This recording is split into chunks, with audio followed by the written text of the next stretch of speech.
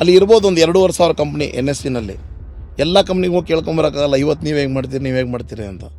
ಒಂದಿಷ್ಟು ಸೆಕ್ಟರ್ಸಿಂದ ಎಲ್ಲ ಸ್ಟಾಕ್ಸ್ ಪಿಕ್ ಮಾಡಿ 50 ಕಂಪ್ನಿಗಳದ್ದು ಒಂದು ಗ್ರೂಪ್ ಮಾಡ್ತಾರೆ.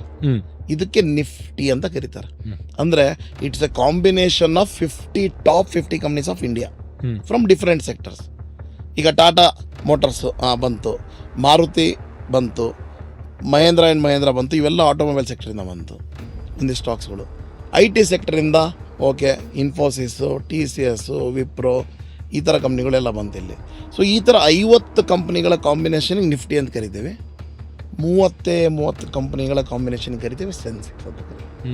So Sensex belongs to BSE, Nifty belongs to NSE. ಮತ್ತು ಈ ಸೆನ್ಸೆಕ್ಸಲ್ಲಿ ಯಾವಾಗಲೂ ಇವತ್ತು 80,000 ಹೊರಟಾಯಿತು, 65,000, 75,000 ಅಂದರೆ ಆ ಕಾಂಬಿನೇಷನ್ ಆಫ್ ಆ 30 ಕಂಪ್ನಿಗಳು ಚೆನ್ನಾಗಿ ಪರ್ಫಾರ್ಮ್ ಮಾಡಿದ್ರೆ ಅದು ಮೇಲೆ ಹೋಗುತ್ತೆ.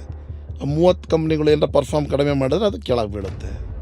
80,000ಕ್ಕಿಂತ ಮೇಲೆ ಹೋಗಿದೆ ಅಂದರೆ ಇವತ್ತು 1% ಮೇಲೆ ಹೋಯ್ತು. ಹೌದಾ, 1% ಅಂದರೆ 800 ಪಾಯಿಂಟ್ ಮೇಲೆ ಹೋಯ್ತು. ಸೊ ಆ 30 ಕಂಪ್ನಿಗಳು ಹೇಗೆ ಪರ್ಫಾರ್ಮ್ ಮಾಡ್ತಿದ್ದಾವೆ ಅಂತ ಹೇಳೋದೆ ಸೆನ್ಸೆಕ್ಸು.